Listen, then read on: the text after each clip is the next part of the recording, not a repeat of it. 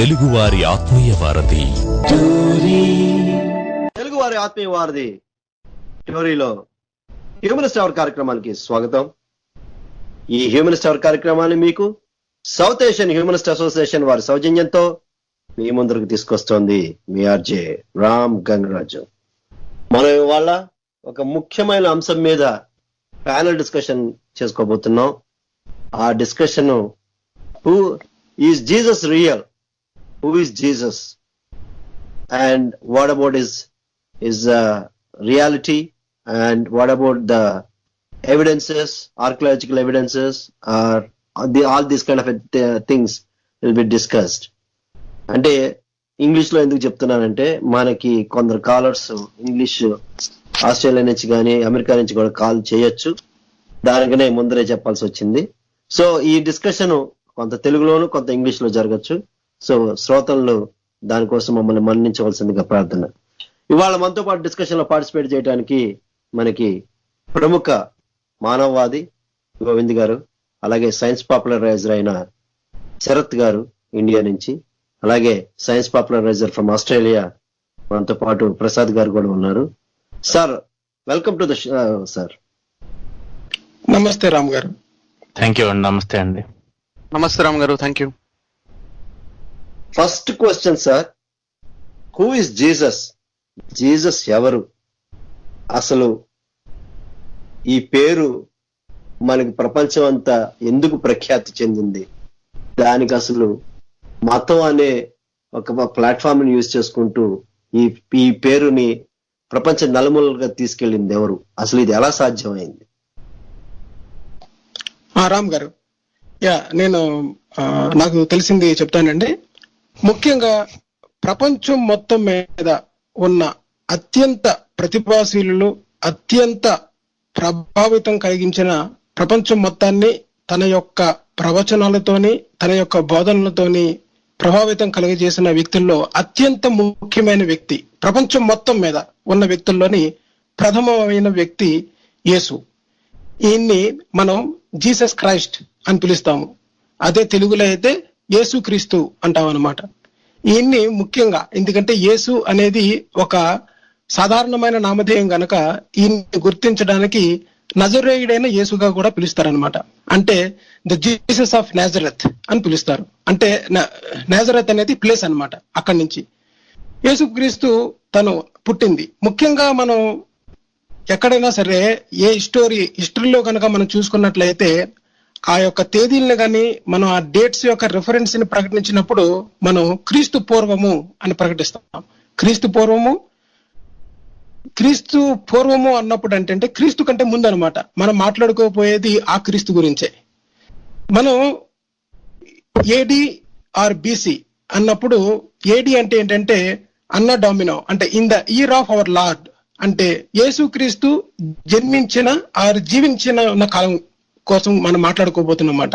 అంటే ప్రపంచం మొత్తం మీద క్యాలెండర్ ని రిఫరెన్స్ చేసినప్పుడు క్రీస్తు యొక్క ప్రస్తావనతోనే ప్రారంభం అవుతుంది. ఎంతో మంది ప్రభావితం చేసిన ఈ జీసస్ క్రైస్ట్ అంటే యేసు క్రీస్తు, నజరేయుడైన యేసు. ఆయన తండ్రి పేరు జోసెఫ్, తల్లి మేరీ. కానీ మనం జీసస్ గురించి మాట్లాడుకున్నప్పుడు జీసస్ ఎందుకు అంత ప్రభావితం అంటే, ఇతను దేవుని కుమారుడుగా మనం అందరం కూడా, మనం అంటే ఎవరైతే క్రిస్టియన్స్ ఉన్నారో, క్రిస్టియన్ మతాన్ని విశ్వసించిన వారు, క్రీస్తుని విశ్వసించిన వారు, క్రీస్తు తండ్రిని విశ్వసించిన వారు, వీళ్ళిద్దరికీ అనుసంధానమైన ఒక హోలీ స్పిరిట్ అంటే పరిశుద్ధాత్మను కూడా విశ్వసించిన వాళ్ళు అందరూ నమ్మేది ఏంటంటే క్రీస్తు కన్యకు జన్మించిన దైవత్వం. అంటే ఒక మన హోలీ స్పిరిట్ ద్వారా, అంటే మానవులకి ఎలా జన్మిస్తారో అలా కాకుండా దైవము యొక్క ప్రేరణ వలన జన్మించిన వ్యక్తిగా ఇతను కీర్తించబడతాడు. యేసుక్రీస్తు పుట్టబోతున్నాడు అన్న విషయం ముందుగానే దేవదూతల ద్వారా తెలుస్తుంది అనమాట. కానీ మనం చరిత్ర కనుక చూసుకున్నట్లయితే పాత గ్రంథాల ఆధారంగా మనం జీసస్ క్రైస్ట్ ని అంటే ఓల్డ్ టెస్టామెంట్ ఆధారంగా కనుక చూసుకుంటే మనకి 700 సంవత్సరాల క్రితమే పరోక్షంగా ఒక మెస్సయ్య అంటే దేవుని యొక్క బోధనల్ని మనుషుల మధ్యకి తీసుకువచ్చిన ఒకానొక మెస్సయ్యగా మనకి పాత నిబంధనలోని యేసు యొక్క ప్రస్తావన ఉంటుందన్నమాట. యేసు జన్మించినది జీసస్ మనం బీసీ అని ఏదైతే అంటున్నామో అక్కడే కాకుండా ఒక 4 సంవత్సరాలు ముందుగా లేదా ఒక 6 సంవత్సరాలు ముందుగా, అంటే సుమారు 6th BC are 4th BC దగ్గర నుంచి 33 ఆర్ 30th అంటే 30 సంవత్సరాల తర్వాత ఏడీలోని జీసస్ యొక్క ప్రస్తావన మనకు ఉంటుందన్నమాట. అంటే ఆ మధ్య కాలంలో యేసు పుట్టి మరణించినది. యేసు మరణించడానికి ముఖ్యమైన కారణం ఏంటంటే యేసుక్రీస్తు సిలువ వేయబడ్డాడు అనమాట. ఎవరి ద్వారా అంటే రోమన్ సైనికుల ద్వారా. రోమన్ ఎంపైర్ వాళ్ళు యేసుక్రీస్తుని సిలువ వేశారని. ఈ మధ్య కాలంలో యేసు యొక్క బోధనల ద్వారా ప్రభావితం అయ్యి యేసుక్రీస్తు బ్యాప్టిజం తీసుకున్నట్టు, యేసుక్రీస్తు సిలువ వేయబడినట్టు మనకి బైబిల్ ద్వారా తెలుస్తుంటుంది. బైబిల్ గనక మనం తీసుకుంటే ముఖ్యంగా హోలీ బైబిల్లోని న్యూ టెస్టమెంట్ లోని మొదటి 4 బుక్స్ ఏవైతే ఉన్నాయో Matthew, Mark, Luke and John, వీళ్ళు ప్రస్తావించినప్పుడు జీసస్ యొక్క జీవిత చరిత్ర, జీసస్ యొక్క మహిమలు, జీసస్ యొక్క డిసైపుల్స్ ఎవరైతే ఉన్నారో వాళ్ళ యొక్క శిష్యులు, వాళ్ళ ద్వారానే ఈ క్రిస్టియన్ అంటే మనకి యేసుక్రీస్తు అంటే క్రిస్టియన్ మతం అనేది ప్రాచుర్యంలోకి వచ్చిందనమాట. ఈ 12 మంది శిష్యులు ఒక ఎత్తు అయితే ఈ 13వ శిష్యుడు అపోస్తులైన పౌలు ద్వారా ముఖ్యంగా జీసస్ యొక్క ఈ లెటర్స్ ఏవైతే ఉంటాయో జీసస్ గురించినవి ఇవన్నిటిని కూడా ఈ పత్రికలు అంటారనమాట. ఈ పత్రికల ద్వారా జీసస్ యొక్క మహిమల్ని మొత్తం ప్రపంచం అంతా వ్యాప్తి చేసింది పౌలు అన్నమాట. అపోస్తులైన పౌలు అంటారు. ఆయన ద్వారానే క్రిస్టియన్ మతం అత్యంత ప్రాచుర్యం చెంది అందరికీ తెలిసిందనమాట. ముఖ్యంగా మనం జీసస్ గురించి మాట్లాడుకున్నప్పుడు ఎవరైతే జీసస్ ని యేసుక్రీస్తుని విశ్వసిస్తారో వాళ్ళ యొక్క పాపములన్నీ హరించబడి వాళ్ళకి పరలోకంలోని స్వర్గప్రాప్తి లేదా దేవుని యొక్క రాజ్యంలో వాళ్ళందరికీ కూడా ప్రవేశం ఉంటుందని మొట్టమొదటి నమ్మకం అనమాట. మన ఓల్డ్ టెస్టమెంట్ కనుక తీసుకున్నట్లయితే దాంట్లో ఉన్న ఆ ఓల్డ్ టెస్టమెంట్ లో ఉన్న బైబిల్ గాడ్, బైబిల్ దేవుడి పేరు యెహోవా. ఆ యెహోవాని జీసస్ తన తండ్రి అని సంబోధించడం మనకు కొన్ని తెలిసింది. ఏంటంటే ఒక లైన్ ఒక సమరైజ్ గా చెప్పుకోవాలి అంటే మనకి ఎవరైతే క్రీస్తుని విశ్వసిస్తున్నారో వాళ్ళందరి పాపాలు హరించబడతాయని, యేసుక్రీస్తు జీవించిన కాలంలో కొన్ని మహిమలు చేసి చూపించాడని, ఉదాహరణకి నీటి మీద నడవడము, లేదా 5 రొట్లు 2 చేపల్ని 5,000 మందికి పంచిపెట్టడం, లేదా వ్యాధిగ్రస్తులైన వాళ్ళని తన చేతి స్పర్శతోనే అటువంటి వ్యాధులన్నీ తొలగించడం అనేది. తర్వాత ఎవరైతే తను తానుగా అర్పించుకొని జీసస్ క్రైస్ట్ ని పూర్తిగా నమ్మినట్లయితే జీసస్ క్రీస్తు వాళ్ళందరికీ కూడా పరలోకంలోని తన రాజ్యంలో ప్రవేశం కల్పిస్తాడని, ముఖ్యంగా ఆయన చనిపోయిన తరువాత తిరిగి పునర్జీవుడై లెగిసి వస్తాడని, అలా వచ్చిన తరువాత ఆయన కొన్ని మహిమలు చూపించి అందరినీ కూడా తన యొక్క బోధనలతో ప్రభావితం చేస్తాడని, ఇవన్నీ కూడా ఒక ఎత్తు అయితే ముఖ్యంగా యేసు రెండో రాకడ అంటే యేసు ఈ ప్రస్తావన అంతా ముగిసిన తర్వాత రెండోసారి మేఘారూఢుడై తిరిగి మళ్ళీ ఈ భూమి మీదకి వచ్చినప్పుడు ఎవరెవరైతే దేవుని విశ్వాసులు ఉన్నారో వాళ్ళందరికీ పరలోకంలోని వాళ్ళందరికీ కూడా నివాసాన్ని కల్పిస్తారని ముఖ్యంగా క్రైస్తవ మతం యొక్క విశ్వాసం అన్నమాట.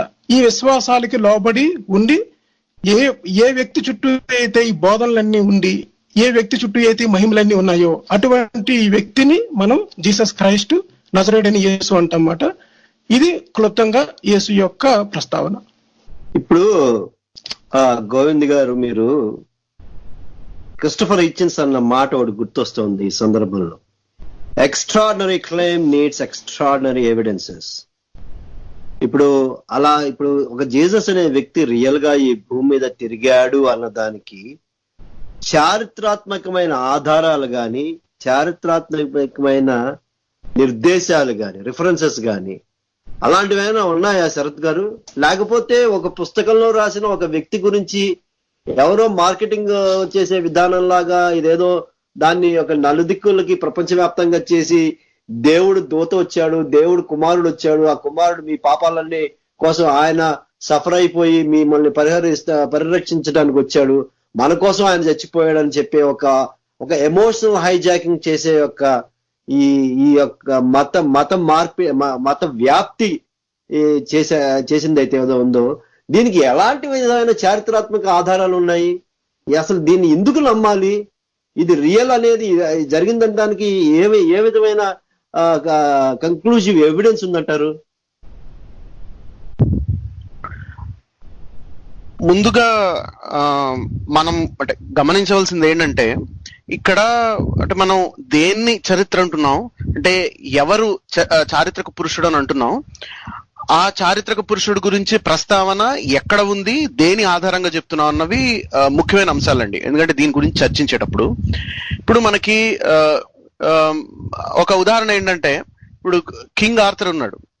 ఇప్పుడు కింగ్ ఆర్థర్ గురించి మనకి అంటే ఈ యూరోపియన్ హిస్టోరియన్లు అదే బ్రిటిష్ హిస్టోరియన్లు చెప్పేది అంటే మిడివల్ మధ్యయుగాల నుండి కింగ్ ఆర్థర్ లెజెండ్స్ ఉంటాయి, అలాగే చరిత్రకారులు చెప్పే ఉంటాయి. అలాగే అది కాక కింగ్ ఆర్థర్ మీద కొన్ని నాటకాలు రాయడం జరిగింది, అవి ఉన్నాయి. అంటే ఏంటంటే ఒక చరిత్రలో ఉన్న ఒక పాత్ర గురించి కింగ్ ఆర్థర్ తీసుకోండి, లేకపోతే క్లియోపాట్రా తీసుకోండి ఉదాహరణకి, క్లియోపాట్రా కానీ ఇలాగా అంటే ఒక చరిత్రలో ఉండవచ్చు, లేకపోతే చరిత్రలో ఉన్నారో లేరో తెలియని ఒక పాత్ర ఒక వ్యక్తిని తీసుకుని ఆ వ్యక్తిని ఒక పాత్రగా చాలా సాహిత్యం అనేది రాయడం అనేది జరుగుతుంది. మొదటి అంశం. రెండో అంశం ఏంటంటే, ఇలాగా అంటే వారి గురించి అంటే ఆ మనిషి అదే పేరుతో పాత్ర ఉండి రకరకాల సాహిత్యం ఉండి అంటే చాలా టెక్స్ట్స్ ఉండి, ఇప్పుడు వాటన్నిటిని ఇవాళ రోజున మనం ముందు పెట్టుకున్నప్పుడు చరిత్రను మనం ఎప్పుడైతే నిర్మాణం చేద్దాం అనుకుంటున్నామో, అంటే ఈ వ్యక్తి చరిత్రలో ఉన్నాడా లేకపోతే ఉన్నదా లేదా దేని బట్టి చెప్తున్నాం మనం. అలాగే ఒకవేళ ఉండి ఉంటే ఈ సాహిత్యంలో ఏవైతే ఈ పుస్తకాల్లో మనం చదువుతున్న వాటిల్లో ఏవి రిలయబుల్ అంటే ఎటువంటి సంఘటనలు విశ్వసనీయంగా జరిగాయని అనుకోవాలి అన్న ప్రశ్న కూడా బయలుదేరుతుంది అనమాట. అంటే సమకాలీనులు ఉన్నప్పుడు వాళ్ళు, ఇప్పుడు ఫర్ ఎగ్జాంపుల్ పాహియాన్ అనే చైనా యాత్రికుడు భారతదేశం యొక్క సంచరించినప్పుడు ఆయా రాజ్యాలలో ఆయా రాజులు ఉన్నారు, ఆయా రాజులు వాళ్ళ పాలన ఎలా ఉంది, వాళ్ళ పరిపాలన దక్షత ఎలా ఉంది, వాళ్ళ యొక్క సంస్కారం ఎలా ఉంది, వాళ్ళప్పుడు ఇది సాహిత్యం ఎలా ఉంది, వాళ్ళ అప్పుడు ఎకానమీ ఎలా ఉందని చెప్పి తను రాసుకున్నవి ఆ టైం ఫ్రేమ్లకి ఆ యొక్క దొరికిన శిలా ఫలకాలకి లేకపోతే హంపి విజయనగరం తీసుకున్నా ఏది తీసుకున్నా అవన్నీ మ్యాచ్ అయినాయి హిస్టారికల్ రికార్డ్స్. ఎందుకంటే పాహియాన్ ఇక్కడ నుంచి రాసేసి ఇక్కడ నుంచి అన్ని చూసుకుని రాసుకుని డైరీ తయారు చేసుకుని చైనాకి వెళ్ళి పబ్లిష్ చేసి దాన్ని చచ్చిపోయాడు.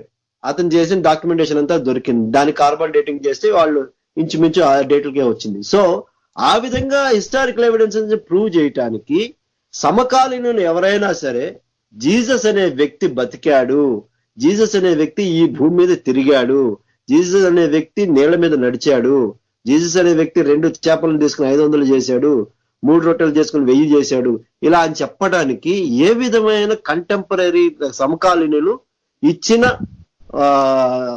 ఉదంతం ఏదైనా ఉన్నదా? వాళ్ళు ఇచ్చిన ఎక్స్ప్లెనేషన్ ఏదైనా ఉన్నదా? ఇక్కడ అంటే మీరు యాక్చువల్ గా ప్రస్తావించిన ఉదాహరణలోనే దానికి కొంత సమాధానం మనం వెతకచ్చండి. ఏంటంటే ఇప్పుడు ఫాహియన్ గురించి మీరు చెప్పారు.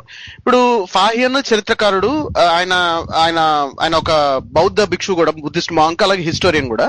ఆయన ఈ ప్రత్యేకంగా భారత ఉపఖండంలో ఆయన చాలా సంచరించాడు. ఆయన తిరిగి ఆయన అక్కడ ఏం జరుగుతోందని రాయడం అనేది జరిగింది. ఇప్పుడు ఒకవేళ ఫాహియన్ కనుక రాయకపోతే దాని అర్థం వేరే సోర్సెస్ వేరే టెక్స్చువల్ సోర్సెస్ అని తప్పని కాదు, అంటే మనం అర్థం చేసుకోవాల్సిన విషయం. సో ఇక్కడ ఏంటంటే మనకి అంటే ఈ పైగా ఫాహియన్ ఎప్పుడు 4వ శతాబ్దానికి చెందినవాడు, ఆధునిక యుగం 4వ శతాబ్దం, 3వ శతాబ్దం, 5వ శతాబ్దం ఈ సమయంలో చెందినవాడు ఫాహియన్ కూడా. మనం ఎప్పుడైతే ఈ యాంటిక్విటీ గురించి మాట్లాడుతున్నాం, అంటే రోమన్ యాంటిక్విటీ కానీ లేకపోతే ఈ ఏన్షియంట్ ఇజ్రాయెల్ అంటే ఇంచుమించుగా మొదటి శతాబ్దంలో కూడా ఉంటాయి కదండి. అవునండి, ఇక్కడ 2 ఉంటాయి ఖచ్చితంగా. ఇక్కడ ఒకటి రిలయబిలిటీ ఉంటుందండి, ఒకటి విశ్వసనీయత, ఎంత విశ్వసనీయంగా ఉంది ఒక పలానా పుస్తకంలో ఒకటి. 2 రాసే వాళ్ళకి ఎన్ని పక్షపాతాలు ఉన్నాయన్నది రెండోది విషయం. అంటే there is reliability and there is bias, ఈ రెండు ఇన్వాల్వ్ అయి ఉంటాయి. ఇప్పుడు బయాస్ అన్నది ప్రతి చరిత్రకారుడికి ఉంటుంది. అంటే పక్షపాతం అనేది ఏ చరిత్రకారుడు చూసినా, ఏ హిస్టోరియోగ్రఫీ మీరు చూసినా అందులో ఎంతో కొంత పక్షపాతం ఉంటుంది. కానీ పక్షపాతం ఉన్నా సరే అవి విశ్వసనీయ సమాచారం అయ్యే అవకాశాలు ఉంటాయి. అంటే దాని అర్థం ఏంటంటే సంఘటనలు ఏవైతే జరుగుతున్నాయి, అంటే ఇది జరిగింది, దీని తర్వాత ఇది జరిగింది, దీని తర్వాత ఇది జరిగింది, ఈ ఫలానా టైంలో, ఈ ఫలానా తేదీకో లేకపోతే ఈ ఫలానా తిదికో ఏదో అట్లాగా ఒక టైం ఫ్రేమ్ ఇచ్చి అక్కడ ఇది జరిగింది అని ఇవ్వడంలో కొంత విశ్వసనీయత ఉంటుంది. అంటే ఆ సీక్వెన్స్ ఆఫ్ ఈవెంట్స్ ఎస్టాబ్లిష్ చేయడంలో విశ్వసనీయత ఉందా లేదా అనేది బేరేజ్ వేస్తాం. ఒక సంఘటన ఉన్నప్పుడు దాన్ని మనం ఎట్లా, అంటే దానిలోకి మోటివేషన్స్ గురించి మాట్లాడుతున్నప్పుడు అంటే దానిలో ఎవరెవరైతే ఇన్వాల్వ్ అయ్యారో, ఆ సంఘటనలో ఇన్వాల్వ్ అయ్యారో వారి మనస్తత్వాల్లో లేకపోతే వారు ఎందుకు చేశారన్న కారణాలు ఎప్పుడైతే చెప్తామో అందులో పక్షపాత ధోరణిలో మనకు కనపడవచ్చు. ఇప్పుడు 2 అంశాలు ఉంటాయి. ఒకటి, మొదటి శతాబ్దంలో అంటే 40 సి అంటే ఆధునిక శకం 40 ముందు ఆ ప్రాంతాల్లో ఆ గత 5 సంవత్సరాల్లో అంటే 35 నుండి 40 మధ్యన ఎవరన్నా యేసు అన్న పేరు ఉన్న అతన్ని క్రూసిఫై చేశారా, నేను యూదులకు రాజు అని చెప్పుకుంటున్నా, అదే కదా ఛార్జ్, అంటే బ్లాస్ఫెమీ ఛార్జ్. అలాగే కింగ్ ఆఫ్ ద జూస్ అని చెప్పుకుంటున్నానని చెప్పని అదే మెయిన్ ఛార్జ్. ఆయన అంటే మనకి బైబిల్లో గాస్పెల్స్ లో యేసుక్రీస్తుని చంపేయడానికి ఆయనకి మరణదండన అప్పుడున్న రోమన్ ప్రిఫెక్ట్ అయిన పాంటియస్ పైలట్ ఇవ్వడానికి అదే కారణంగా మనం చెప్పుకుంటాం. అంటే న్యూ టెస్టిమెంట్ లో ఉంది అది. సో ఆ కారణంగా సిలువ వేయబడిన వాళ్ళల్లో ఈ యేసు ఎవరినైతే క్రీస్తు అని అన్నారో అతను ఉన్నాడా అన్నది ఒక అలాంటిది కనుక మనకి ఎవరైనా చరిత్రకారులు, కాంటెంపరీ హిస్టోరియన్స్ అంటే సమకాలీనులు కానీ దాని తర్వాత రాసిన వారు కానీ కనీసం ఒక 20-30 సంవత్సరాల తర్వాత రాసిన వాళ్ళు కానీ ఎవరైనా మెన్షన్ చేసి ఉంటే అది విశ్వసనీయ సమాచారం అయి ఉండే అవకాశం ఉంటుంది.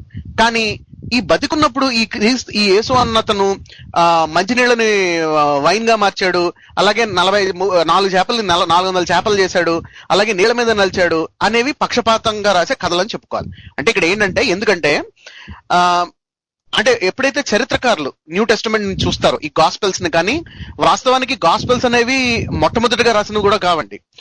Paul letters of saint Paul ఎవరైతే ఆయన రాశాడో అవే మొట్టమొదటిగా క్రీస్తు గురించి, అంటే యేసుక్రీస్తు గురించి రాసినవి. ఇప్పుడు అంటే చూసుకుంటే అంటే మామూలుగా చరిత్రకారులు అనేది ఏంటంటే, ఈ ఏదైతే సెయింట్ పాల్ లెటర్స్ లో ఉన్న ఏదైతే థెసలోనియన్స్ ఫస్ట్ ఉందో, ఫస్ట్ ఎపిస్టిల్ ఆఫ్ ద థెసలోనియన్స్ అన్న పుస్తకం ఉందో, పాలిన్ ఎపిస్టిల్, అదే మొట్టమొదటిగా రాసింది అంటారు. అది దాదాపుగా ఒక 48 సంవత్సరాల్లో రాశారంటారు. ఒక 37 యేసుక్రీస్తుని సెలవు చేశారని అనుకుంటే ఇవన్నీ బైబుల్ కంపైలేషన్ లో భాగమే కదా మీరు అనేది. ఇవన్నీ న్యూ టెస్టిమెంట్ లో ఉంటుందండి. థెసలోనియన్స్ 1 అన్నది. థెసలోనియన్స్ 1 తర్వాత మార్క్ రాశాడు. Rating wise Dead Sea Scrolls కదా? కాదండి, వీటన్నిటికీ బేసిస్ డెడ్ సీ స్క్రోల్స్ కాదు. డెడ్ సీ స్క్రోల్స్ అనేది సప్లిమెంటరీ ఎవిడెన్స్ వస్తుంది. కానీ అంటే ఇక్కడ 2 విషయాలు. ఒకటి ఏంటంటే, ఇప్పుడు మనకి ఒకవేళ మనకి ఏమైనా అవశేషాలు దొరికాయి అనుకుందాం, అంటే పురావస్తు తవ్వకాల్లో ఏదో ఆర్కియాలజికల్ ఎవిడెన్స్ దొరికింది అనుకుందాం. దొరికిన దాన్ని కార్బన్ డేటింగ్ చేసిన తర్వాత అది ఎప్పుడు రాశారో తెలుస్తుంది, కానీ అదే ప్రైమరీ సోర్స్ అవునో కదా తెలియదు. అంటే దానికన్నా పురాతనమైన రాత కూడా ఉండొచ్చు. ఇది simply it can be a copy of the original of some previous version అయి ఉండొచ్చు. అంటే ఫ్యాబ్రికేటెడ్ కూడా అయి ఉండొచ్చు కదా సార్? అయి ఉండొచ్చు. యేసుక్రీస్తు చచ్చిపోయిన తర్వాత ఆయన మీద కప్పిన అదేదో దుప్పటో ఏదో దాన్ని అన్నారు, దాన్ని ఏదో చేస్తే చివరికి అది తేలింది ఏంటంటే 7th సెంచరీ కూడా కాదు, అది 17th సెంచరీలో అని చెప్పి తేలింది. గోవింద్ గారు, correct me if I'm wrong. అంటే ఇందాక మనం ఆర్కియాలజికల్ ఎవిడెన్సెస్ గురించి మాట్లాడుకుంటున్నప్పుడు అది 14th సెంచరీ అండి, అది 14th సెంచరీ అని తేలింది. ఇప్పుడు అంటే ఒక వ్యక్తిని అంటే కాలక్రమేణా ఆయా యొక్క సాంస్కృతిక ప్రకారం ఆ విభిన్న సంస్కృతుల్లో విభిన్న రకాలుగా ఇక స్టోరీని అల్లి దాని చుట్టూతా డెవలప్ చేసి దాన్ని ప్రమోట్ చేసుకున్న ఒక కథలాగా నాకు అనిపిస్తోంది తప్ప, దీనికి ఎక్కడాను మీరు చెప్తున్నది ఇప్పటిదాకా హిస్టారికల్ ఎవిడెన్సెస్ కూడా ఎక్కడ దేనికి పొంతం లేదు. అంటే నేను ఇలా అడుగుతున్నాను ఎందుకంటే I'm playing the devil's advocate. I have to be, because we are talking about a person is real or not. Has he ever lived or not? We are questioning millions of people's, their belief. But when we are questioning the belief, as Christopher Hitchens has put it, an extraordinary claim needs an extraordinary evidence. So where is that evidence? Where is that profound evidence? That is my question. ఇది అంటే నిజానికి ఇది చాలా మంచి ప్రశ్న అండి. అంటే అంటే నా ఉద్దేశంలో ఏ సాహిత్యాన్నైనా అంటే చూసే పద్ధతి బట్టి మనం దాని నుండి ఎట్లాంటి సమాచారాన్నో లేకపోతే ఎట్లాంటి జ్ఞానాన్ని మనం తీసుకుంటున్నాం అన్నది ఉంటుంది. ఇప్పుడు ఉదాహరణకి ఒక ఏ మత గ్రంథం తీసుకున్నా, న్యూ టెస్టిమెంటే కాదు, ఓల్డ్ టెస్టిమెంటే కాదు, ఏది తీసుకున్నా, హిందువుల గ్రంథాలు, వేదాలు అవనివ్వండి, భగవద్గీత అవనివ్వండి, ఏదన్నా అవనివ్వండి, ఇప్పుడు రకరకాల దృక్కోణాల్లో దాన్ని చదవడం జరుగుతుంది ఎవరైనా ఒకళ్ళు చదివితే. ఉదాహరణకి మత ప్రచారకులు ఒక పాయింట్ ఆఫ్ వ్యూలో చదువుతారు దాన్ని, అంటే the kind of reading that they do. అలాగే వేదాంతులు, థియోలోజియన్స్ ఒక పాయింట్ ఆఫ్ వ్యూలో చదువుతారు. అలాగే చరిత్రకారులు దాన్ని ఒక పాయింట్ ఆఫ్ వ్యూలో చదువుతారు. సో ఎప్పుడే ఇందులో ఈ మూడు రకాలుగా చదవడం అని అనుకుంటే, ఇందులో చరిత్రకారులు చదివే పద్ధతి అనేది అత్యంత విమర్శనాత్మకంగా ఉంటుంది. అంటే they do a very critical reading.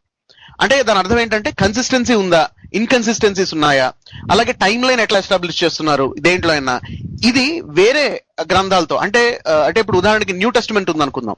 ఇప్పుడు మనకి 4 గాస్పెల్స్ ఉన్నాయి, మాథ్యూ, మార్క్, లూక్, జాన్, ఈ 4 ఉంటాయి. వీటిల్లో అంటే ఇప్పుడు ఉదాహరణకి మాథ్యూని, లూక్ ని గనక క్రిటికల్ అనాలిసిస్ చేస్తే, ఇలా క్రిటికల్ రీడింగ్ చేసి చూస్తే తేలేది ఏంటంటే ఈ 2 మార్క్ నుండి సోర్స్ అయి రాశారని చెప్పి తెలుస్తుంది. ఒకటి, అది కాక మార్క్ కాక ఇంకొక సోర్స్ కూడా ఉందని అంటారు.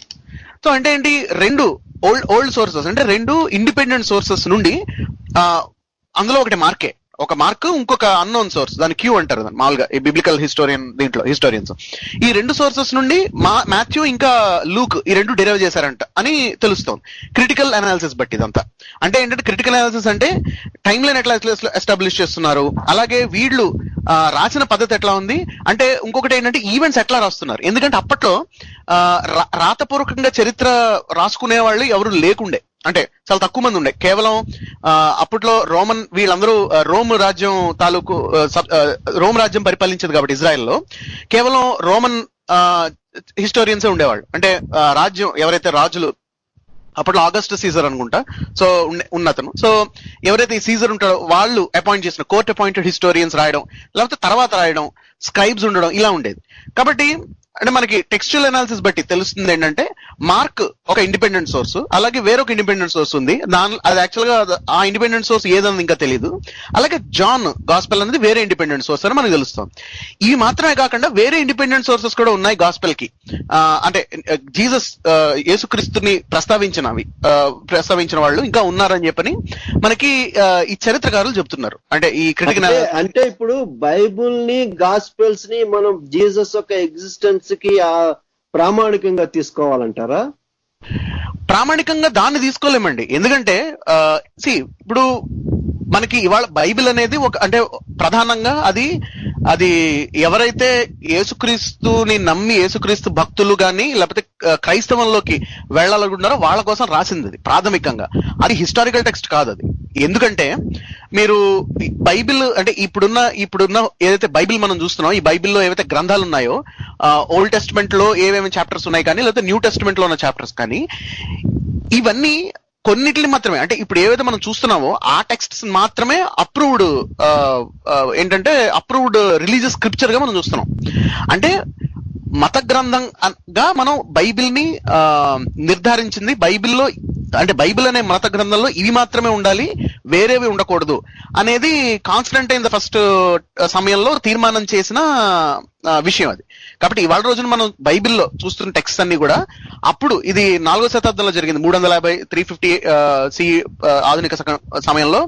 అంటే మిడివల్ టైమ్స్ లో గొర్రెల కాపరులు అశ్వారోహం చేసి ఎవడైనా రాజ్యానికి అగేనెస్ట్ గా మాట్లాడితే సిలువ వేసే వాళ్ళు, కొద్దిగా ఆటవిక రాజ్యం నడుస్తున్న టైంలో వాళ్ళు చెప్పిన మాటల్ని మనం as a matter of fact గా తీసుకుని ఒక వ్యక్తి జీవించాడు అని చెప్పి, ఈ రోజు ఇంత సివిలైజేషన్ 21st సెంచరీలో మతం యొక్క అవసరం లేని రోజుల్లో మనం నమ్మాల్సి వస్తుందంటే మనం ఎంత వెనకబడి ఉన్నాం ఒక్కసారి ఆలోచించుకోవాలి. అదొకటి నెంబర్ 1. అసలు నెంబర్ 1 కాదు, అది ప్రైమరీ మెయిన్ కన్సర్న్. ఇప్పుడు గోవింద్ గారు, అంటే శరత్ గారు మీ దగ్గర మళ్ళీ వస్తాను. గోవింద్ గారు, ఇప్పుడు చెప్పండి. జీసస్ అనే వ్యక్తి గురించి మీరు బాగానే ఎస్టాబ్లిష్ చేశారు, బాగుంది, అంత చక్కగా చెప్పారు, అసలు దానికి ఎలా ప్రాచుర్యం వచ్చింది అని. జీసస్ అనేది ఒక కథ. ఓకే, రోమన్ ఎంపైర్స్ బానిసత్వ భావజాలాన్ని ప్రజల మీద పెంపొందించడానికి జీసస్ అనే కథని, క్యారెక్టర్ ని, హోరస్ అనే ఈజిప్షియన్ రాజు యొక్క కథని దాన్ని ఒక బేస్ గా తీసుకొని తయారు చేసి జనాల మీదకి వదిలిన ఒక 3rd century or 4th century కథ. అలాంటి కథే మన భారతదేశంలో ఉంది కృష్ణుడి కథ. గమనించండి, ఆయా సంస్కృతులు బట్టి ఆ కథలో పాత్రలు వాళ్ళ చుట్టుపక్కల ఉన్న పరిసరాలు మారిపోయినాయి. మనం జెరూసలేం అటు సైడ్కి వెళ్తేనేమో గొర్రెల కాపరులు, గొర్రెలు అంత ఎక్కడ చూసినా షెపర్డు ఇది. అలాగే మన భారతదేశానికి వచ్చేసరికి ఆవులు, యాదవులు ఆ చుట్టూత వాళ్ళు పాలు పెతకటం, అది ఇది ఆ యొక్క ఇది వచ్చేసిందని. సో కథ మాత్రం బేస్ అదే. ఆయా సామాజిక పరిస్థితులు బట్టి కథలు రూపాంతరం చెంది. దేని గురించి మీరేమంటారు? అవునండి రామ్ గారు, ఇప్పుడు ముఖ్యంగా మనం చరిత్ర అంతా చూసుకుంటే ఏ మత గ్రంథంలో అయినా సరే ఉన్న ఏ కథను చూసుకున్నా సరే మనకి ఎంతో కొంత సిమిలారిటీ కనిపిస్తూ ఉంటుంది అనమాట. అంటే ఉదాహరణకి మనకి ఆఫ్రికా నుంచి మైగ్రేట్ అయిన వాళ్ళమే over the period of time ఈ కథలు కూడా మైగ్రేట్ అయ్యి ఉండొచ్చు కదా. యాజ్ పర్ సైన్స్ కరెక్ట్ అండి. అంటే మైగ్రేషన్, ద గ్రేట్ మైగ్రేషన్ ఏదైతే జరిగిందో అది ఆఫ్రికా నుంచి మొత్తం మానవ జాతి మొత్తం కూడా హోమోసేపియన్స్ అందరూ కూడా అక్కడి నుంచి వచ్చి వివిధ ప్రాంతాల్లో సెటిల్ అయినట్టుగా మనకి ఆర్కియాలజికల్ ఎవిడెన్స్ గానీ లేకపోతే ఎవల్యూషన్ థియరీలో గానీ ద గ్రేట్ మైగ్రేషన్ లో గానీ మనకు తెలుస్తుంది అనమాట. అదే విధంగా సామూహికంగా ప్రజలందరూ కూడా ఒకనొక ఎక్కడైతే నదీ పరివాహ ప్రాంతాలు ఉన్నాయో అక్కడ నాగరికత వెళ్లి విరిసింది కనుక ఆ పరివాహ ప్రాంతాల్లో ఉన్న ప్రజలు వాళ్ళ యొక్క ఓన్ గాడ్ ని ఎస్టాబ్లిష్ చేసుకొని గాడ్ కి సంబంధించిన, దేవుడికి సంబంధించిన రకరకాల కథలు ప్రాచుర్యాలు ఉండే అనమాట. అందుకే మనం చూసుకుంటే శ్రీకృష్ణుడు జననం, మీరు చెప్పండి. దిస్ ఇస్ రాజ్ ఫ్రమ్ అండి. మై ఫ్రెండ్ జాన్ జాయిన్ అయ్యారు కాల్ లో. I got it, John. I'm coming to you. Thanks for joining us, John. I mean, we are finishing up one small statement from Govind from California. Please bear with us. Go ahead, sir. Go ahead. No worries. Yeah. Thank you. Welcome John.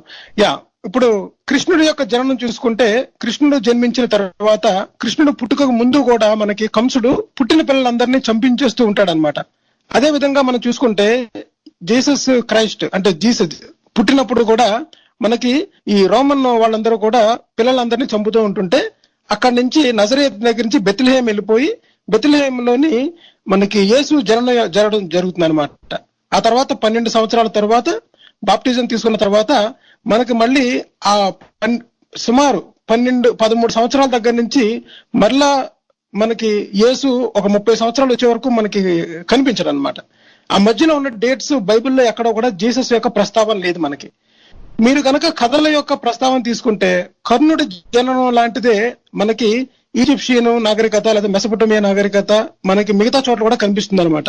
అంటే కన్య అయిన ఒక స్త్రీకి ఒక పిల్లవాడు పుట్టినట్లయితే అప్పుడే సమాజంలోని భయపడి అతన్ని ఒక పెట్టిలో పెట్టి వదిలేయడం లాంటివి కథలు మనకి మహాభారతంలోనే కాకుండా మిగతా మతాల్లో కూడా కనిపిస్తుంటాయి అన్నమాట. ఈ విధంగా మన చరిత్ర కనుక చూసుకుంటే ఈ కథల యొక్క సిమిలారిటీ అనేది ఒకళ్ళ నుంచి ఒకళ్ళ నుంచి ఇన్స్పిరేషన్ పొంది రాశారా లేకపోతే ఇండిపెండెంట్ గా ఎవరికి వాళ్ళకి ఓన్ గా సేమ్ ఒకే భావజాలంతో రాసుకున్నారా అన్న విషయాన్ని మనం ప్రస్తావించడం కష్టం అనమాట. కానీ ఉదాహరణకి మీరు చెప్పినట్లయితే ఈ సిమిలారిటీస్ అక్రాస్ ద రిలీజియన్స్ మనకు కనిపిస్తూ ఉంటాయి. సో ముఖ్యంగా అది ఒక సిమిలారిటీ.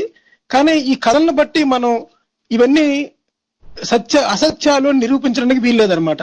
మనకు కావాల్సింది ఏంటంటే ఆ కథలు రాసినప్పుడు ఆ కథలలో ప్రస్తావించిన వస్తువులు గాని లేదా ఆ కథలలో ఉన్న వ్యక్తులు గాని ఆ వ్యక్తుల యొక్క ప్రస్తావన గాని ఆ వ్యక్తుల యొక్క చనిపోయిన ఎవిడెన్సెస్ గాని ఆర్కియాలజీ ఎవిడెన్సెస్ గాని లేకపోతే వాళ్ళు వాడిన వస్తువులు గాని వాళ్ళు ఉన్న ప్రదేశాల్లో ఆ వర్ణనలను బట్టి మనకి ఏమన్నా ఉన్నాయా లేదా అన్నది other than Bible external evidences we are looking for that. So ఇప్పటి వరకు చూసిన వాటిలో ఏదైనా సరే రూటీగా సైంటిఫిక్ ఎవిడెన్స్ ప్రకారంగా అటువంటిది ఒక సాలిడ్ ఎవిడెన్స్ అయితే ఇప్పటి వరకు దొరకలేదు. Thank you, Govind garu. So, John, the discussion is going around the point, as Christopher Hitchens said, extraordinary claim needs an extraordinary evidence. So, if Jesus is real, and if you are claiming a person by name Jesus lived on this planet Earth, what kind of an archaeological evidences are there that can establish his existence? What is your opinion on that?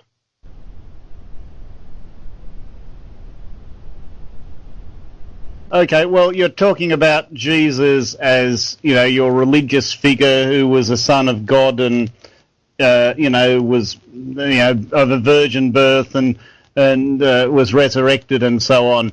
And I believe there's no evidence of that, though it's a reasonable story to say that there was a charismatic individual who tried to change the world for the better, and while he said some interesting things to start with to people who were able to hear him live, they were impressed with him, but over time the story of that person sort of turned into the story of the son of God, the person with magical powers and so on along the way.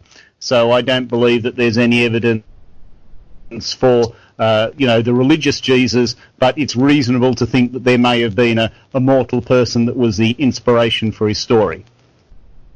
So if there's no evidence for that kind of a thing, how come the people, even in 21st century, still praising him, still going to the church, still having the Sunday schools? There are blasphemy laws across the world.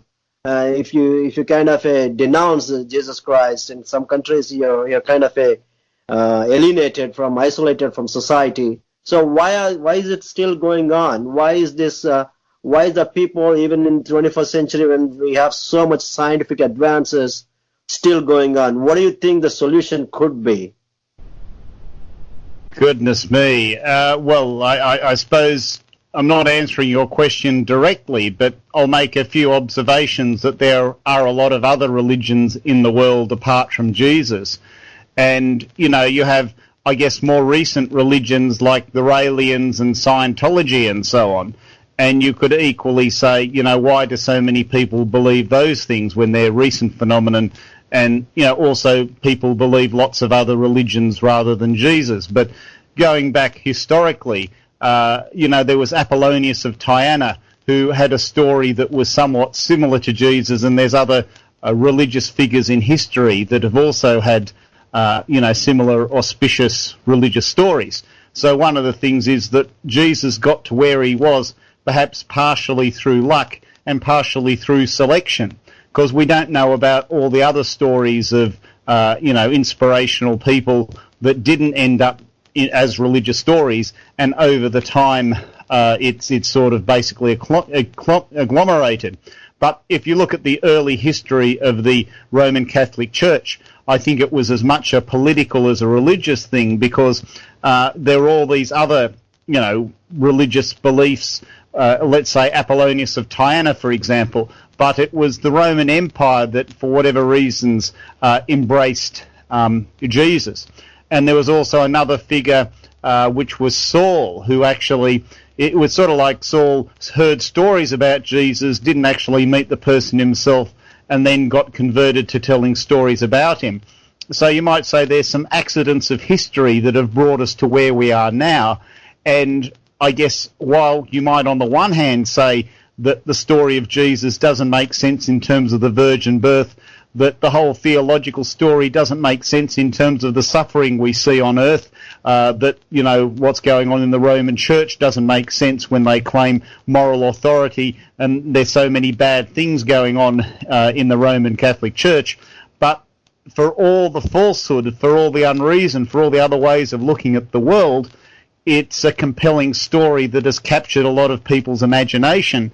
And then apart from that, people have built organised structures around it.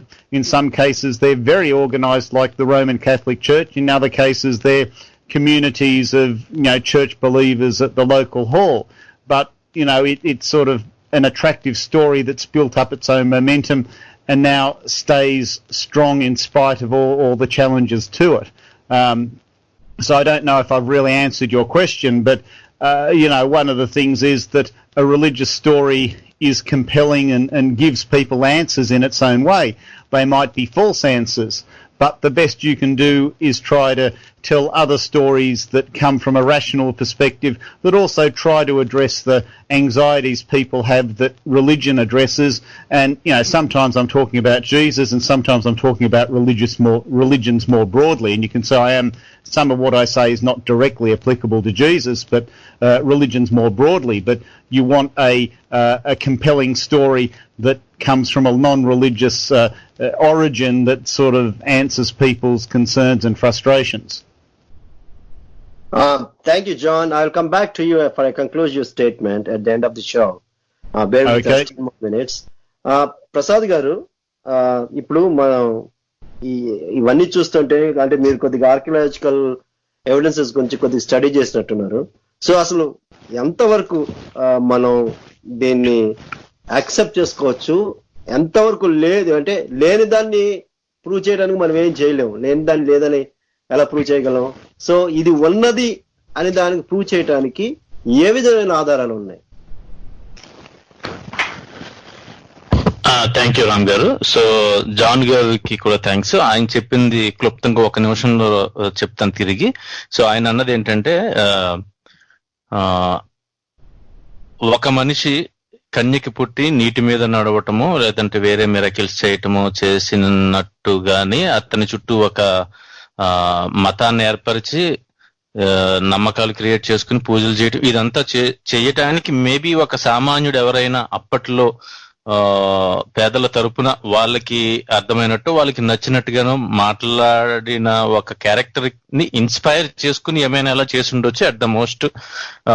So అన్నారు. And ఇంకొకటి ఏంటంటే మనకి మనుషులకి ఏంటంటే ఇప్పుడు మనము ఇప్పుడు 20th సెంచరీలో 21st సెంచరీలో ఇప్పుడే ఇంత సైన్స్ రీజన్ డెవలప్ అయినప్పుడు కూడా ఇన్ని కోట్ల మంది వాటిని అర్థం అంటే సామాన్యులకి జనరల్ గా చాలా ఈజీ ఆన్సర్స్ కావాలి. సో ఇప్పుడు ఎవల్యూషన్ గురించి మీరు ఎక్స్ప్లెయిన్ చేయడం కన్నా దేవుడు ఒక మగ ఒక ఆడ క్రియేట్ చేసి వదిలేసాడు, వాళ్ళకి పిల్లలు పుట్టారంటాం వాళ్ళు చాలా ఈజీగా అర్థం అవుతుంది.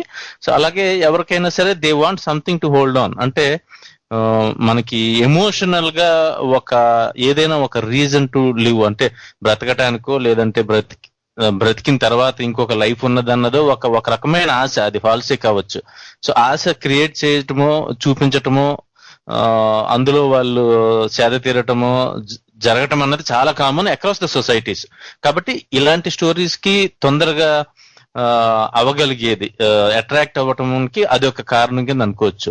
ఇక వస్తే మనం హిస్టారికల్ గా ఏం ఎవిడెన్స్ ఉంది అని ఈరోజు మాట్లాడుకుంటున్నాం కాబట్టి హిస్టారికల్ ఎవిడెన్స్ కి ఇవన్నీ కూడా మనం ఈ కథల్లో ఏ చిన్న ఒక పేజీ చదివినా మనకి ఆర్కియాలజికల్ ఎవిడెన్సెస్ అది అక్కడికి వస్తున్నా సార్, అక్కడికి వస్తున్నా అంటే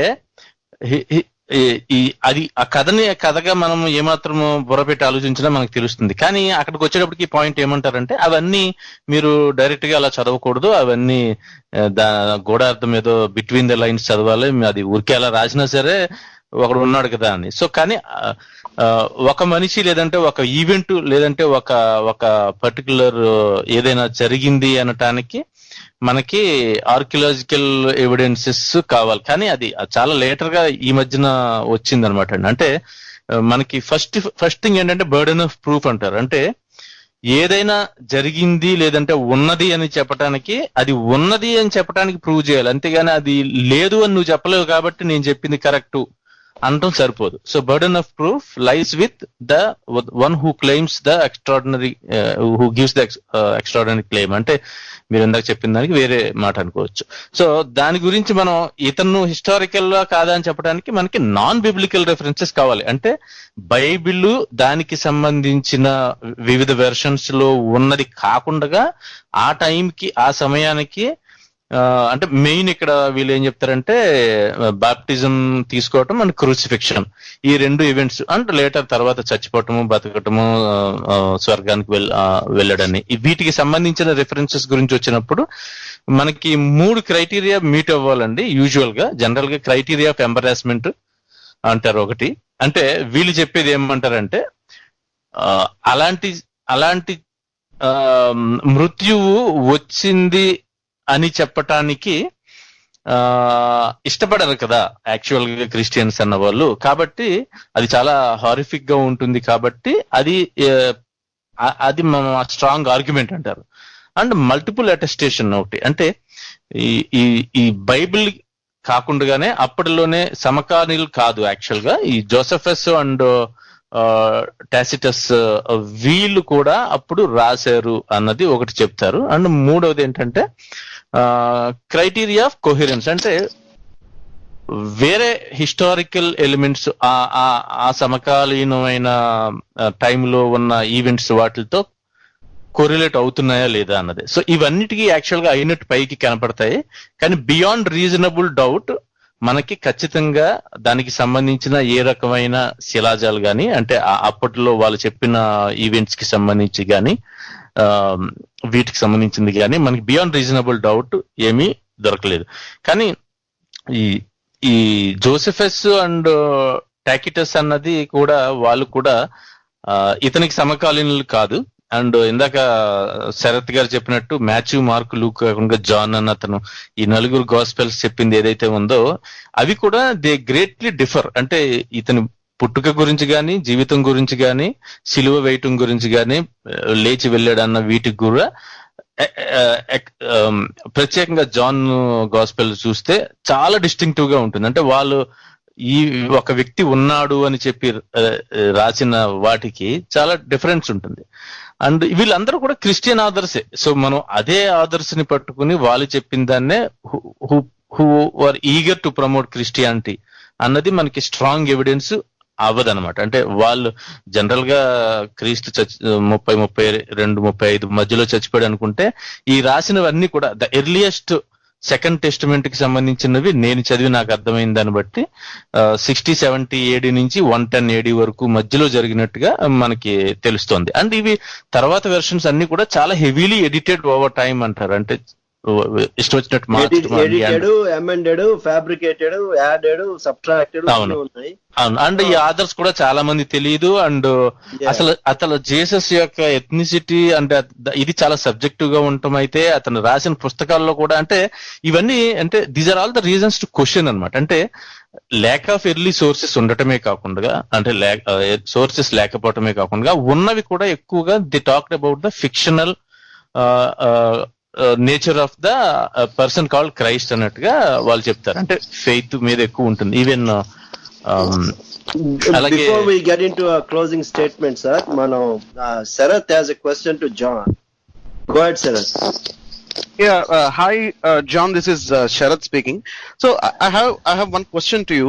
So I mean I understand, I think what you said is pretty much what any historian of Bible would say. What you try to look at the kind of perspective that you gave on both the New Testament Gospels and Jesus as a historical figure is what would someone who reads the New Testament from a critical point of view has to offer. Now my question is that so when we look at how Jesus is considered as either a messianic figure by Christians who are in the Christian faith, versus how Jesus is considered as a historical figure. I mean, some aspects of Jesus' life that were mentioned in the Gospels, like the baptism by John or the crucifixion, how they are considered as they may be considered as historical events by historians. But between these two, typically what we see today is that there is a camp that believes that whatever is written in the gospel is like it's like a historical and scientific truth. That there is a camp that believes in that fashion, and as a reaction to that, there is also another camp that that says that the story of Christ itself is total myth, in the sense that even those events that are generally accepted by historians as reliable, which are the baptism and the crucifixion, based on critical reading of the scripture and non-Christian sources, any corroboration from non-Christian sources, and so this myth proponents also say this is completely a fabrication. So there is this camp that believes that every word of the gospel is scientifically accurate and there can be no inconsistency between any of the texts, and then they go on making very creative interpretations of apparent inconsistencies between something like the sequence of events, say for example how around Jesus' birth between Matthew and Luke. They differ widely, but they try to give some creative interpretation to make them fit together. But historians don't do this actually. So there is this camp that believes that every word in the gospel is the literal and scientific truth, and there is another camp that dismisses the entire thing as a complete fabrication, like Hansel and Gretel. They say something like that. So I mean, what would you say to both of these camps? I mean, what would you tell to the first camp, the kind of fundamentalist camp that believes in the literal truth and scientific truth of the Bible, and what would you tell the mythicist camp that tells you, like Jesus' story is just like Hansel and Gretel or something like that?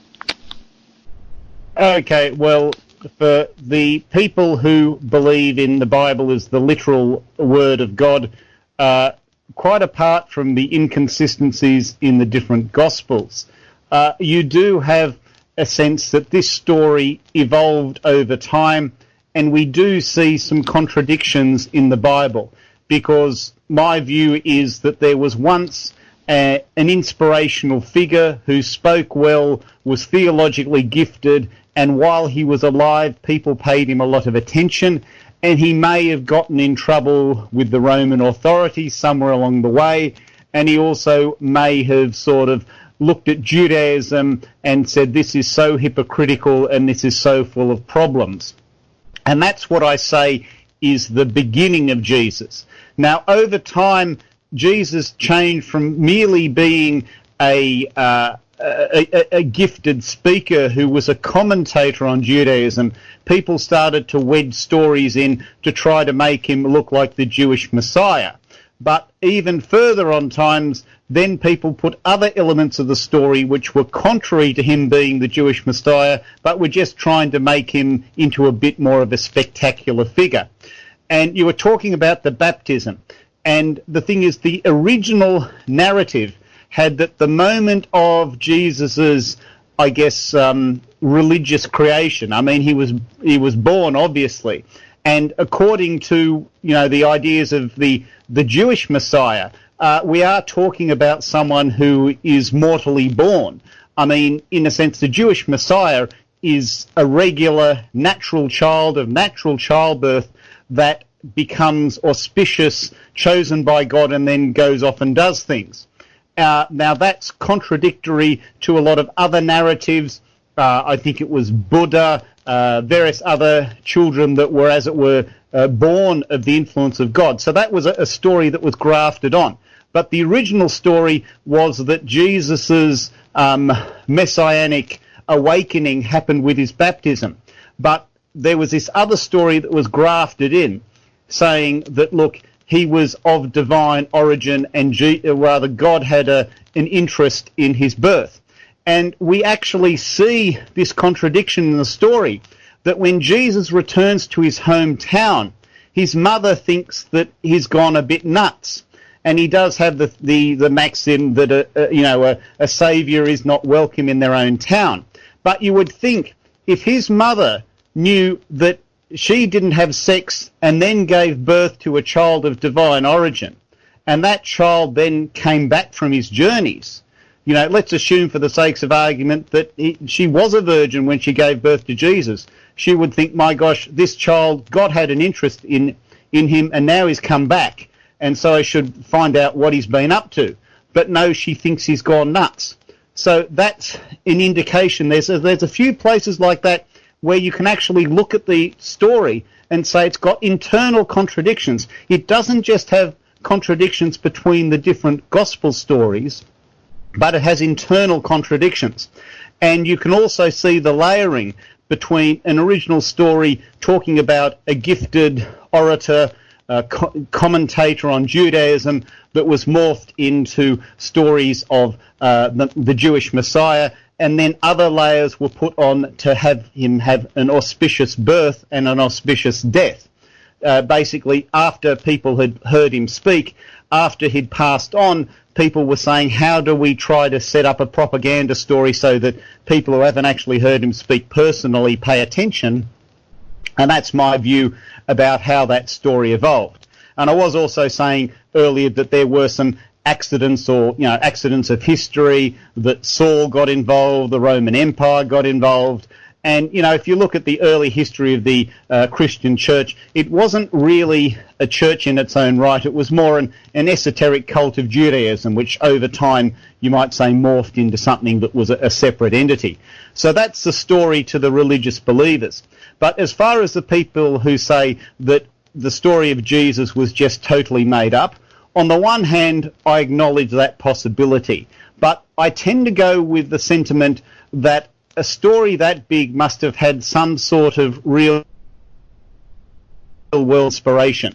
Jesus may not have done miracles, he may not have healed, he may not have been the Son of God, he may not have risen from the dead, he may not have been the product of a virgin birth, but he was a charismatic figure that people paid attention to. And the one reason I say that he was a charismatic figure is that if you look at what words are attributed to Jesus, it does feel like here is a gifted person who's trying to understand the world around him at the time and making some insightful comments about the world in which he lives, maybe making some comments about theology. Now, I don't believe that he was the Son of God. I do not believe he was the Messiah. But I will say that every so often our world throws up people who are gifted in verbal expression, perhaps gifted in understanding theology, and basically smart enough to cause some trouble. Maybe he's a revolutionary guy. I mean, I guess a revolutionary figure. But the thing that's the strongest evidence for Jesus, shall we say, the charismatic individual, not Jesus the miracle worker, not Jesus the Son of God, but the strongest evidence for the charismatic individual is to read the Bible and think, hang on, there was one person who came up with a lot of this. In a sense, like sometimes you read something and you know the person who read it and you think, hang on, I think so-and-so that I know actually read this, because you sort of recognise the style of writing. And I would say that the testimonies of Jesus in the Bible suggest that there was one person who was making some intriguing comments about the world, and that it holds together as a whole of, hang on, this was one smart person who made all these observations on the world. I don't say he did miracles. I don't say he had a virgin birth. I don't say that he rose from the dead or had an auspicious death. But I do say he was someone who was thinking about the world around him, and it shows in his writings. We have Rajesh from Saha, Australia. He's got a question for you, I believe. Go ahead, Rajesh. Thanks for giving me an opportunity. And this question is actually Sharad Garu and Prasad Garu. భారతదేశంలో చూసుకుంటే we have the longest written constitution to the most powerful democratic country అండి. అక్కడ అంటే ఇది నా question ఏంటంటే, ఏ religion తీసుకున్నా, ఏ God తీసుకున్నా, ఇమాజినరీ క్యారెక్టర్ ని చూడాల్సిన ఈ కాంటెక్స్ట్ లో మనం సైంటిఫిక్ టెంపర్ ని డెవలప్ చేసుకోవాలని చెప్తూనే ఒక పక్క గవర్నమెంట్స్, అది హజ్ గానీ లేకపోతే ఈ జెరూసలేం యాత్రలకు గానీ సబ్సిడీస్ ఇచ్చి గవర్నమెంట్స్ ఎంకరేజ్ చేస్తున్నాయి. దీన్ని ఎట్లా చూడాలంటారు? My question is that. అంటే మరి ఇది అంటే ఆయా వర్గాలని ప్లీజ్ చేయడానికి అపీస్మెంట్ పాలిటిక్స్ కింద చూడాలండి అంతే. అంటే మనకి ఇప్పుడు ఫర్ ఎగ్జాంపుల్ మనకి ఒక 2-3 years బ్యాక్ చూస్తే ఒక ముఖ్యమంత్రి గారు ప్రమోషన్ ద్వారా ఆయన వెళ్ళి పాల్గొనడం ద్వారా ఒక పుష్కరాల టైంలో చాలా మంది మనుషులు చచ్చిపోయారు.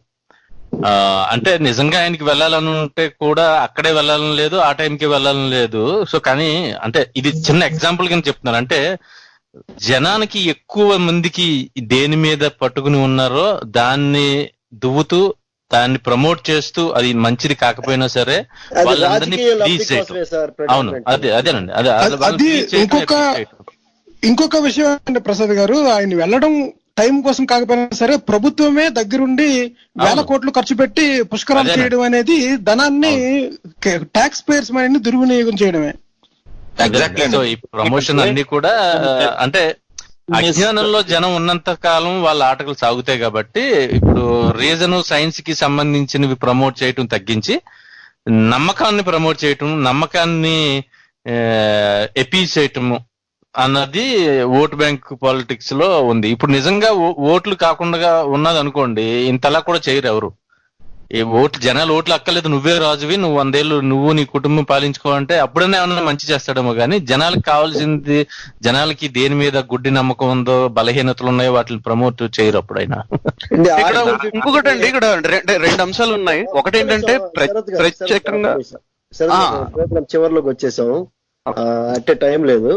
అంటే ఆర్టికల్ 51AH ని మనం చాలా రిలీజియన్ అనేది పెడితే గాడ్ అనేది ఒక ఇమాజినరీ క్యారెక్టర్ అనుకుంటే ఈ ప్రభుత్వాలే ఇప్పుడు చాలా మంది ఎట్లా వితండంగా వాదిస్తున్నారంటే ఇవి ఉండకపోతే ప్రభుత్వాలు ఎంకరేజ్ చేయవు కదా, ప్రభుత్వాలే ఎంకరేజ్ చేస్తున్నాయి. Government is encouraging larger scale అండి. లైక్ ఇందాక గోవింద్ గారు చెప్పినట్టు 100 కోట్ల రూపాయలు they are investing crores of rupees. Rajesh గారు, అది వేరే షోకి మనం అసలు కంప్లీట్ టాపిక్ గానే పెట్టుకోవచ్చు. అది ఒక్క నిమిషం అండి, అంటే మనం షో చివరికి వచ్చేసాము. Before we are getting into the conclusion part of the show, John, I would like to start the closing statements from all of you. 2 minutes for each. 2 minutes for each. I want to start with John because John is, pressing for time. 2 minutes for you. A closing statement. Is Jesus real? Okay. So, what is your closing statement? Okay, Jesus is not real in the sense that he is the Son of God, that he is the Messiah, that various miracles that were attributed to him actually happened, or that he necessarily died on the cross and was born again. It may be that he got into trouble with the Roman authorities, and I can't really say too much to that, but I can say that Jesus, in my view, was likely an individual who caused trouble for the Romans, who caused trouble for the Jewish church at the time, or Judaism at the time. And, you can actually see the layers. And also his particular, authorship was lucky. You had Saul, you had the Roman Empire, and he was gifted and articulate. But he wasn't the only gifted, articulate person that sort of founded a religion, but he was the one that was lucky, and along the way there may have been a selection effect such that, the Christian faith is what emerged because it could be, because, it survived when all others went by the wayside. Thank you, John. Sarath garu, go ahead. Your 2 minutes. Ram గారు. So I think అంటే నా pretty much అంటే నా conclusion కూడా somewhat John గారి conclusion లానే ఉంటుంది. అంటే ఈ రెండు వేరు వేరు అంశాలు అన్నది నా ఉద్దేశంలో గుర్తించాలి. అంటే ఒక యుగ పురుషుడు గానో లేకపోతే అంటే ఒక మిరకల్ వర్కర్ గానో యేసుక్రీస్తుని చూడడం వర్సెస్ ఒక హిస్టారికల్ ఫిగర్ గా చూడడం అనేది వేరే వేరే ఆస్పెక్ట్స్ ఇవి. సో ఎవరైతే నమ్మకస్తులు ఉన్నారో వాళ్ళ విశ్వాసులు ఎవరైతే ఉన్నారో, విశ్వాసులు కానీ సంశయవాదులు కానీ, స్కెప్టిక్స్ అవనండి ఎవరైనా కానీ, ఆ రెండు సెపరేట్ చేసి చూడాలి నా ఒపీనియన్. సో ఇంకొకటి విషయం ఏంటంటే లాస్ట్ మినిట్ నేను తీసుకునేది ఇందాక రాజేష్ గారు అడిగినట్టు అంటే 2 విషయాలండి. ఏంటంటే ఒకటి, మన భారతదేశంలో ఏంటంటే వాస్తవానికి సెక్యులరిజం అనేది అంటే పూర్తిగా రాజ్యం మతం రెండు, రాజ్యం అనేది మత కార్యకలాపాలలో పాలు పంచుకోకూడదు అనేది మనం నిర్దిష్టంగా మనం చేయట్లే. ఉదాహరణకి దేవాదాయ ధర్మాదాయ శాఖ ఉంది, అది హిందూ గుళ్ళని తీసుకుని దాని మీద ఆదాయం తీసుకుంటూ ఉంటుంది, తర్వాత వాళ్ళకి జీతభత్యాలు ఇస్తుంటుంది, వాళ్ళని మళ్ళీ తిరిగి ఏవైతే ఈ కార్యక్రమాలు ఉంటాయో వాటిలో స్పెండ్ చేస్తుంటుంది. సో ఒక మతానికి ఎప్పుడైతే లెజిటిమేట్ గా ప్రభుత్వం అనేది ప్యాటర్నేజ్ ఇస్తుందో మిగతా మతాలు కూడా ఆడడం మొదలు పెడతాయి. ఎవరికైతే మీరు ఇస్తున్నారో వేరే మతాల వాళ్ళకి, వాటిని మీకు రాజకీయంగా ఓట్ల రూపంలో వస్తాయి. కాబట్టి మనం అసలు ఇది నిర్మాణం చేసుకున్న ఈ పద్ధతే పూర్తిగా తప్పని నా ఉద్దేశం. నా ఉద్దేశంలో ఏంటంటే అసలు పూర్తిగా మతం అనేది రాజ్యం అనేది మత కార్యకలాపాలలో కానీ మతపరమైన క్రతువులు కార్యాల నుండి ఆదాయం అనేది తీసుకోకూడదు కంప్లీట్ గా. It should not do it. మతం అనేది ఒక ప్రైవేట్ వ్యవహారం, గుళ్ళు అనేవి ఆయా లోకల్ గా ట్రస్ట్లు ఏవైతే ఉంటాయో అట్లా నడవాలి తప్పితే రాజ్యం వచ్చి చేయకూడదని నా అభిప్రాయం. అది కనుక మౌలికంగా మార్పు చేయగలిగితే మనం ఈ ఓట్ల కోసం అని చెప్పని ఈ జెరూసలేం యాత్రలని ఆపుతామని నా ఉద్దేశం. గో హెడ్ ప్రసాద్ గారు. అవునండి, నాది కూడా mostly in the same lines. అంటే జాన్ గారు, శరత్ గారు చెప్పినట్టు, అంటే మనకి ఒక స్కెప్టికల్ గా ఆలోచిస్తే, అంటే విమర్శనాత్మకంగా ఒక హేతుబద్ధంగా ఆలోచిస్తే కనీసం క్రిస్టియన్స్ చెప్పినట్టుగా అయితే అలాంటి వ్యక్తి ఉండే అవకాశము పాసిబిలిటీ లేదు, మనకి ఉన్న ఫిజిక్స్ లాస్ అన్నిటిని వైలేట్ చేసేలాగా. బట్ కనీసం ఒక వ్యక్తి ఎవరైనా చారిత్రకంగా ఉన్నాడా ఆ టైంలో అంటే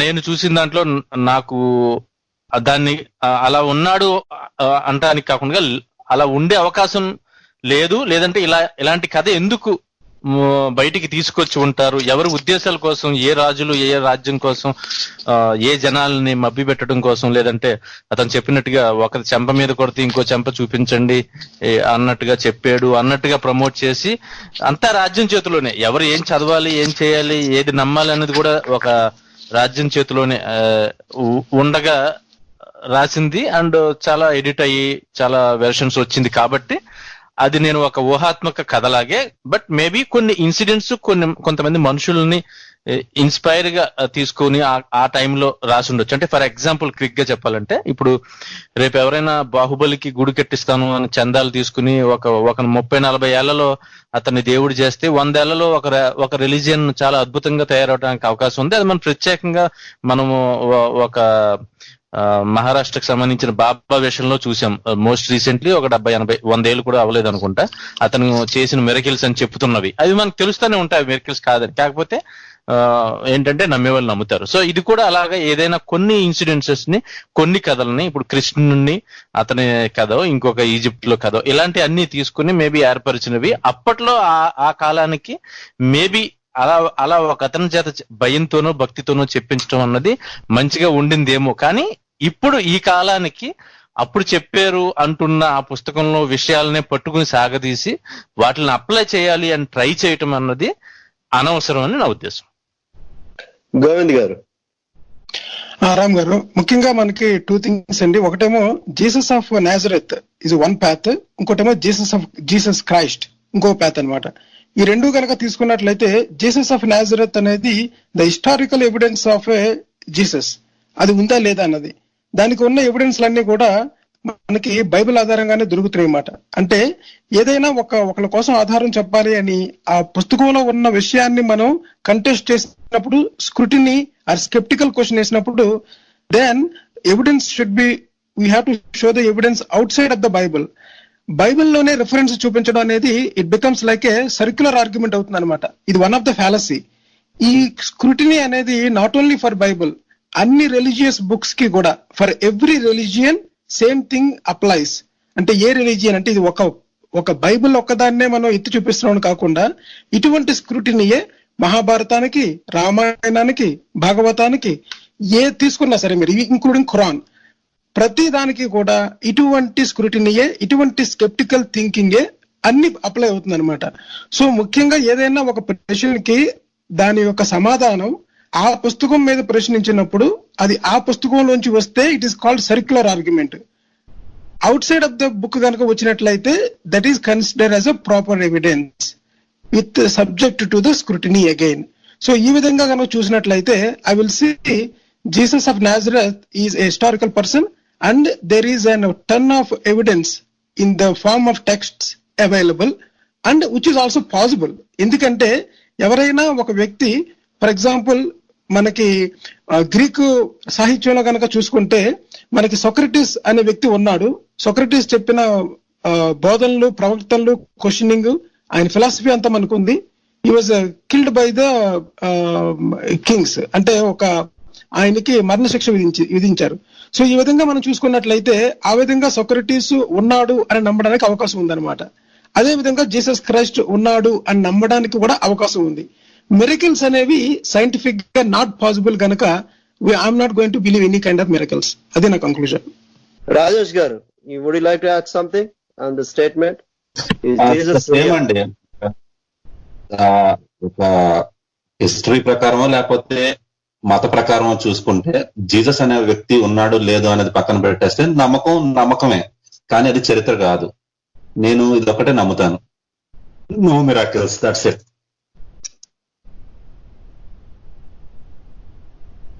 thank you to you all. అదే see, there are fossil evidences for dinosaurs which were here there on the planet at 65 million years ago.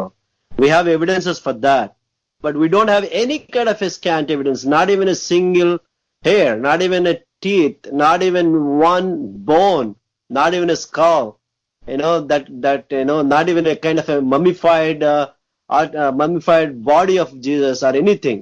అలాంటిది ఏమీ లేకుండా ఒక వ్యక్తి అంత పవర్ఫుల్, అంత మిరాకిల్స్ చేసిన వ్యక్తికి ఎటువంటి ఐడెంటిఫికేషన్ కానీ, ఎటువంటి వస్తువు కానీ, nothing is there in the tomb of Jesus in Jerusalem. So దీన్ని ఒక కథగానే నేను నమ్ముతున్నా తప్ప దీన్ని ఒక మనిషి ఉన్నాడు, ఒక మనిషి అంటే జీసస్ అనే పేరుతో చాలా మనుషులు ఉండొచ్చు, సుబ్బారావు అనే పేరుతో చాలా మంది ఉన్నారు. బాబు గోగినేని గారు అన్నట్టు జీసస్ అనేవాడు ఒక వ్యక్తి అయి ఉండొచ్చు. జీసస్ మేబీ ఒక 20-30 people అయి ఉండొచ్చు. Maybe like how John Augustine said he could be a revolutionary guy, he could be a person who went against the Jewish people or Roman Empire.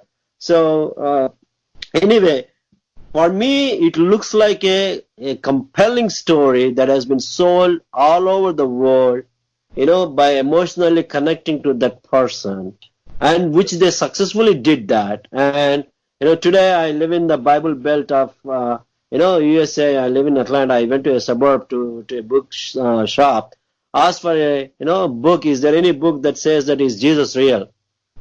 The sales lady she looked, I think he is real. I mean, then I was asking, do you have any book which says that? Do you have any compelling evidence, that can prove it is real? But anyway, we are in 21st century. We are in the era of electric mobility. We are in the era of the going to the space, going to the Mars. The Voyager 1 and 2, they just they're about to cross the heliosphere.